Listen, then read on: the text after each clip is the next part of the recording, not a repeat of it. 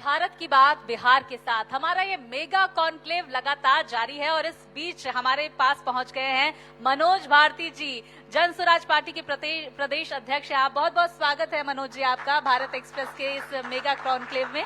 बहुत बहुत धन्यवाद और आपके दर्शकों को भी मैं अपनी शुभकामनाएं देता हूं। बहुत धन्यवाद सर। कुछ ही देर में चुनाव की तारीखों का ऐलान होने वाला है। जन स्वराज पार्टी की क्या तैयारियां विधानसभा चुनावों के मद्देनजर? जन स्वराज पार्टी पिछले 1 साल से, जब से पार्टी का गठन हुआ है, तब से बिहार के लगभग हर गांव में पहुंच गई है। नई पार्टी होने के कारण पहला लक्ष्य तो ये था कि हमारे हर गांव में, हमारे हर बूथ पे हमारे कार्यकर्ता हों, और वो काम हमारा पूरा हो गया है। इसीलिए जहां तक पहुंच का सवाल है, जन स्वराज पार्टी को बिहार में अब लगभग हर कोई जानता है। जो उससे ज्यादा महत्वपूर्ण बात है वो जन स्वराज क्या संदेश दे रही है जी। और ये संदेश पिछले 3 सालों से प्रशांत किशोर जी अपनी पदयात्रा के दौरान देते रहे हैं, और संदेश बहुत सीधा है। पिछले 35-40 सालों में बिहार और बिहार के लोगों ने जो बदहाली, जो गरीबी, जो मुफलिसी देखी है, उसके लिए जो जिम्मेदार हैं उनको अब वापस फिर नहीं लाना है। जनता पहले ये समझे कि उस गरीबी और मुफलिसी का क्या कारण था, और उस कारण को जानकर फिर उस धोखे में ना पड़े।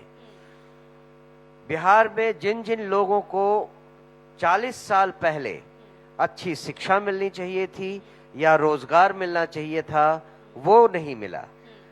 पिछले 30 साल पहले जो होना चाहिए था शिक्षा और रोजगार में, वो नहीं मिला। पिछले 20 साल में नहीं मिला, पिछले 10 साल में नहीं मिला, और आज भी एग्जैक्टली वही हालत है जो 40 साल पहले थी। जातिगत गणना हुई, उस गणना में भी पता चला कि आज स्वतंत्रता प्राप्ति के 78 साल बाद भी केवल 3% दलित 12वीं पास करते हैं। केवल 5% अति पिछड़े समाज के बच्चे 12वीं पास करते हैं, और केवल 7% मुस्लिम समाज के बच्चे 12वीं पास करते हैं। अब सोचिए, जिस बिहार को ज्ञान की भूमि माना जाता था, वहां पर अगर शिक्षा का ये आलम है तो क्या होगा आगे वही जो आज हो रहा है। और इसी को लेकर एनडीए अपनी पीठ थपथपा रही है। एब्सोल्युटली। और जो इसका प्रभाव है वो ये कि बिहार आज मजदूरों की फैक्ट्री बनकर रह गया है।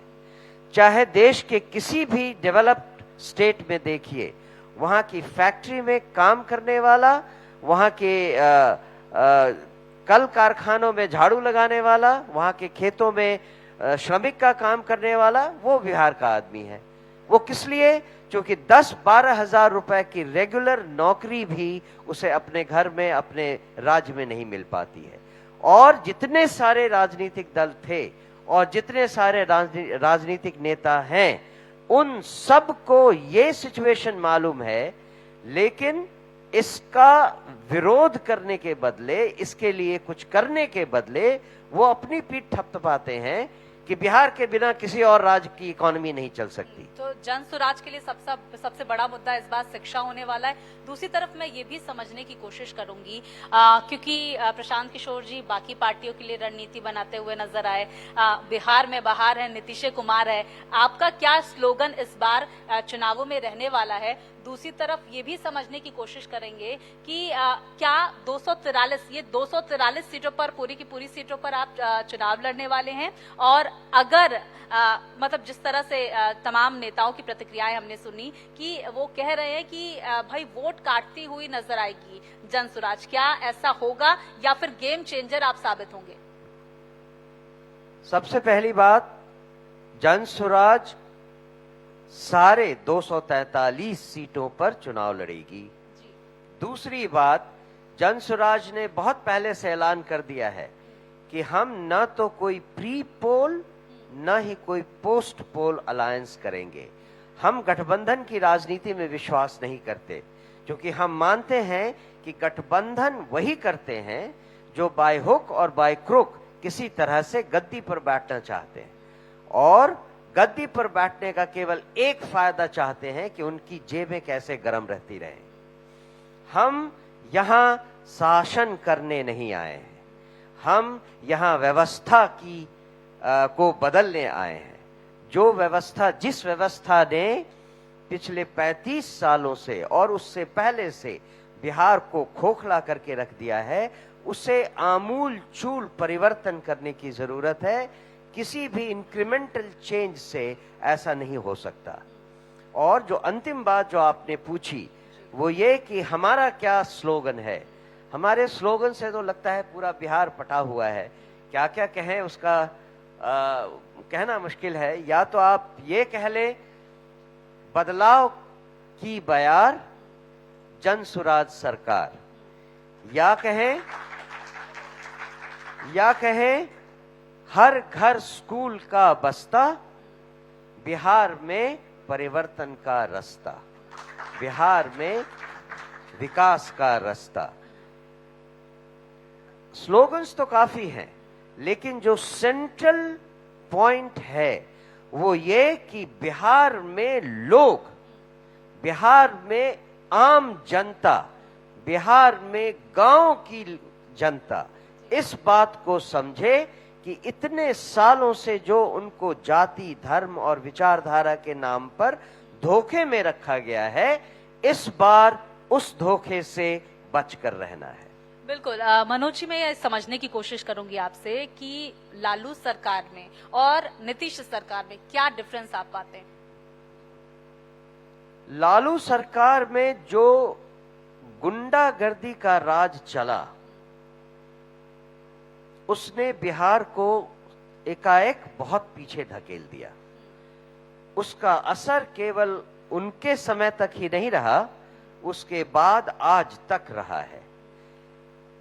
अंतर केवल ये रह गया कि लालू जी के राज में, जिसे हम जंगल राज कहते थे, चूंकि वो जिसकी लाठी उसकी भैंस वाली सरकार थी, वहां पर गुंडों के तलवार और कट्टों की राजनीति होती थी। आज बिहार की जनता जितनी त्रस्त है, जितनी परेशान है, वो गुंडागर्दी से ज्यादा अफसरशाही के कलम से परेशान है। जो भ्रष्टाचार आज हम बिहार में देख रहे हैं वो कहीं और से नहीं, सरकारी तंत्र से आता है। किसी भी सरकारी दफ्तर में किसी भी छोटे से छोटे काम के लिए कोई भी आदमी जाए, बिना पैसा दिए उसका काम नहीं होता। इस तरह का भ्रष्टाचार तो बिहार में आज तक कभी नहीं हुआ, और ये बिहार के वासियों को अब समझने की जरूरत है। नए भारत में बिहार आपको कहां नजर आता है? जन सुराज का सपना ये है कि बिहार अगले 10 साल में देश के 10 सबसे अग्रणी राज्यों में आ जाए। उसके लिए आप एक छोटी सी कैलकुलेशन देखिए।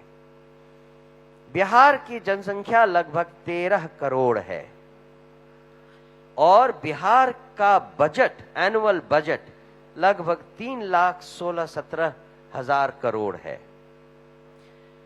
On the other hand, Tamil Nadu की पॉपुलेशन 8 करोड़ है और उसका बजट एलोकेशन 7 करोड़ से ज्यादा है। मतलब per capita budget allocation Bihar में तमिलनाडु की तुलना में 1/5 है। इस तरह के शासन को कौन सरकार चला रही है? ऐसी सरकार जिसके फाइनेंस मिनिस्टर को यह नहीं पता कि बैंकों का सीडी रेशियो क्या होता है और बैंकों से बिहार के लोगों की बचत किए हुए पैसे बिहार में नहीं, तमिलनाडु और गुजरात और महाराष्ट्र में लग रहे हैं। अगर ऐसा सरकारी तंत्र है तो बिहार की क्या अवस्था आप देख सकते हैं। यही चीज बिहार में हर किसी को समझने की जरूरत है कि जिन लोगों ने बिहार को पिछले 35 सालों से लूटा है, अपने अपने तरह से जितना हो सके लूटा है, उन सब को अब फिर से शासन में नहीं आने देना है। चाहे वो कोई भी बहाना बनाए, चाहे वो कोई भी धोखा दे, चाहे वो जाति के नाम पे हो, चाहे धर्म के नाम पे हो, चाहे विचारधारा के नाम पे हो। इस बार केवल अपने भविष्य और बिहार में अपने बच्चों के भविष्य के बारे में सोचकर वोट देना है। मुद्दे क्या क्या इस बार रहने वाले हैं और जनता से कैसे आप, क्योंकि आपकी नई नई पार्टी है, कैसे संपर्क समझने की कोशिश, क्योंकि जनता जो है बड़ी भोली मासूम जनता होती है, कुछ चुनाव चिन्ह उन्हें याद होता है, आप कैसे उन तक पहुंच रहे हैं और कैसे अपने पार्टी को प्रेजेंट कर रहे हैं। दूसरी तरफ ये भी समझने की कोशिश करूंगी, विजन क्या है आपकी पार्टी का, आपने जिक्र भी किया, एक बार फिर से बताएं। जी, सबसे पहले तो ये जान लें कि जनता के सामने हम क्या ऑल्टरनेटिव पेश कर रहे हैं। जो कुछ भी आपने बिहार के बारे में पिछले 35-40 सालों में देखा है, उसी के बेसिस पर अगर हम एनालाइज करें आज के समाज को, उसे हम 5 भागों में बांटते हैं। जनसुराज में जन्म से लेकर 15 साल के बच्चे, हमारा मानना है कि इस 15 साल के भीतर हर बच्चे को 10 सालों की अच्छी मुफ्त शिक्षा मिले, चाहे वो गांव में रहने वाला दलित का बच्चा हो या झुग्गी झोपड़े में रहने वाला शहर का बच्चा हो। हर बच्चे को 10 साल की अच्छी मुफ्त शिक्षा अनिवार्य हो और मिले, ये हमारा पहला सूत्र कह ले, पहला सूत्र है। 15 साल से 60 साल की उम्र में जो अब पढ़ नहीं सकते, उन्हें रोजगार की जरूरत है। तो हमने बिहार की जनता से ये वादा किया है कि 15 साल से बड़े हर उस व्यक्ति को जिसे बिहार में रोजगार चाहिए और जो आज किसी मजबूरी में बिहार से बाहर 10-12 हजार रुपए की नौकरी के लिए दर दर भटकने के लिए बेबस हैं, उन सब को बिहार में 12,000 रुपए तक की रोजी रोजगार की व्यवस्था कर दी जाएगी। ये हमारा दूसरा सूत्र है।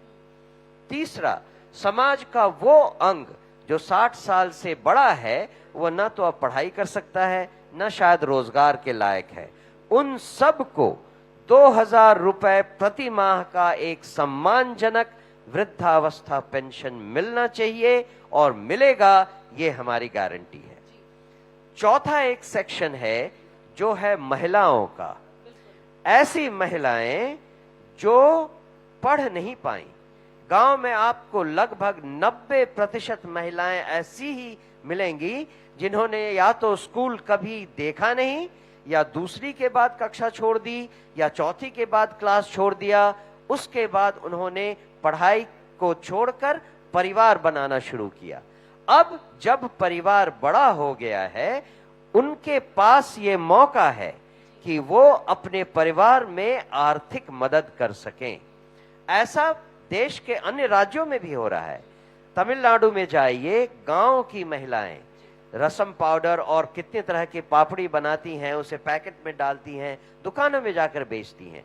ठीक ऐसे ही काम बिहार के अलग अलग राज्यों में गांव की महिलाएं कर रही हैं। बिल्कुल सर, मैं ये समझने की आपसे कोशिश करूंगी, जब हम जो तमाम पार्टियां फ्रीबीज का ऐलान करती हैं, उसके बाद कहती हैं स्वदेशी आत्मनिर्भर, कैसे होगा ये? Absolutely right, you are absolutely right. जो लोग फ्रीबीज देते हैं वो केवल धोखा दे रहे हैं और जनता को बैसाखी पर चलने के लिए मजबूर कर रहे हैं। जनसुराज ने कहा है कि हम कभी कोई फ्रीबी नहीं देंगे, हम आपको सुविधा देंगे। और महिलाओं की बात मैं पूरी कर लूं, बिहार की महिलाएं क्यों नहीं रोजगार कर पाती हैं? क्योंकि उनके पास पूंजी नहीं होती। पूंजी का साधन बैंक है और बैंक उनको रोजगार के लिए पूंजी नहीं देते, क्योंकि उनके पास कागज नहीं होते। और अगर मिलता भी है कोई ऋण, तो 10 से 12% सालाना का ब्याज होता है, जो गांव की महिलाओं के लिए एक नए रोजगार के लिए बहुत मुश्किल हो जाता है। जनसुराज ने क्या कहा, गांव में हर महिला जिसे रोजगार शुरू करना है उसे बैंकों से ऋण दिलवाया जाएगा 4% सालाना ब्याज पर। और ये हमारा चौथा वादा है। और अंतिम वादा ये है कि किसानों को जो नगदी फसल उपजाना चाहते हैं उनको हम मजदूरों की व्यवस्था मुफ्त करवाएंगे, और ये मजदूर सरकार देगी किसानों के लिए अंडर मनरेगा प्रोग्राम। जो मनरेगा स्कीम को आज यहां की सरकार पूरी तरह से यूटिलाइज नहीं कर पाती, लगभग 40% मनरेगा का बजट वापस केंद्र को चला जाता है। ये ऐसा दुर्भाग्य है बिहार जैसे पिछड़े राज्य के लिए जिसका कोई एक्सप्लेनेशन नहीं है। और बिहार की जनता इस बात को समझे कि जनसुराज की सरकार आने पर ये 5 चीजें तो गारंटीड हैं।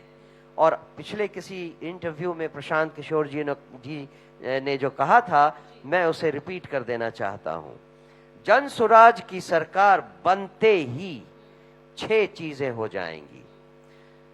1 घंटे के अंदर शराबबंदी के कानून को वापस ले लिया जाएगा। अच्छा। दूसरा, उसी महीने के अंदर, इसकी वजह क्या, इस कानून को वापस वो लेने हम की? अभी आते हैं, उसको याद रखिए, आप मुझसे ये सवाल पूछिए। दूसरी चीज होगी कि हर वृद्ध को, 60 साल से बड़े हर वृद्ध को 2000 रुपए का पेंशन उसी माह से मिलना शुरू हो जाएगा।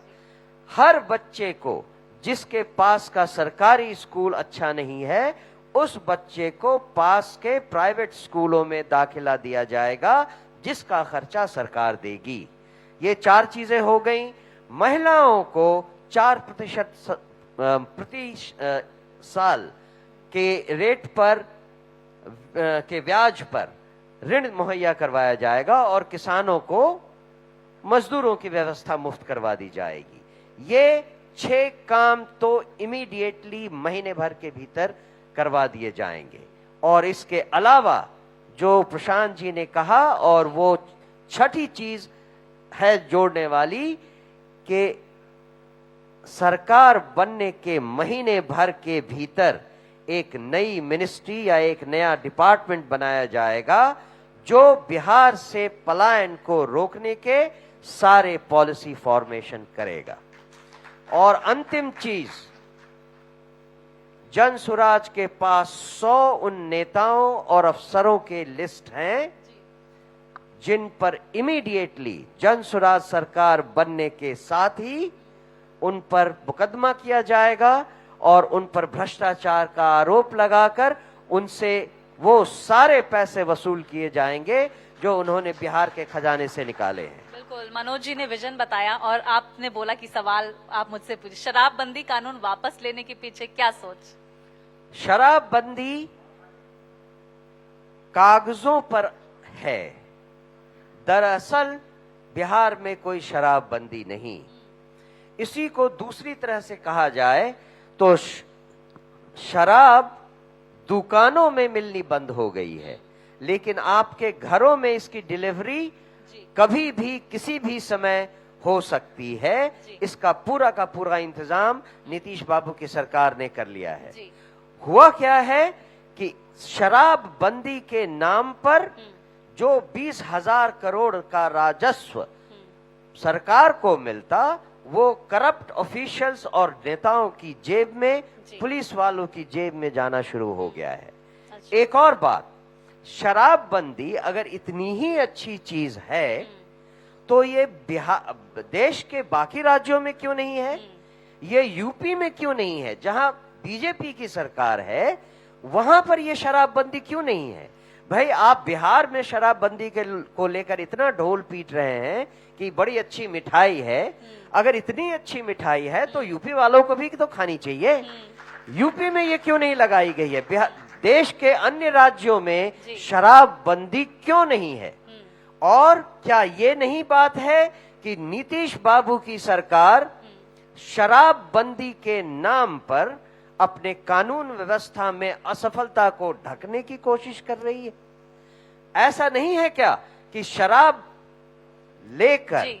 जहां कहीं मुश्किलें होती हैं अन्य राज्यों में, वहां पर कानून व्यवस्था इतनी पक्की है हाँ। कि उसे आराम से डील किया जा सकता है। मनोज जी, बहुत ही सही बात कही आपने। और ये सोच जो है जो आपकी पार्टी की, मुझे लगता है कि जनता इस सोच को समझेगी। आप हमारे साथ इस कार्यक्रम में जुड़े, आपका बहुत बहुत शुक्रिया मनोज जी। मैं हमारे group managing editor Radheshyam Rai ji को मंच पर आमंत्रित करना चाहूंगी। मनोज जी को सम्मानित करें बहुत बहुत धन्यवाद बुके और मोमेंटो देकर। बहुत शुक्रिया सर, बहुत शुक्रिया। बहुत ही नई सोच के साथ ये पार्टी अब जनता के बीच लगातार पहुंच रही है और चुनावों में क्या कुछ कमाल करती है पार्टी, देखना महत्वपूर्ण होगा। आप हमारे साथ इस चर्चा में शामिल हुए, आपका बहुत बहुत धन्यवाद सर।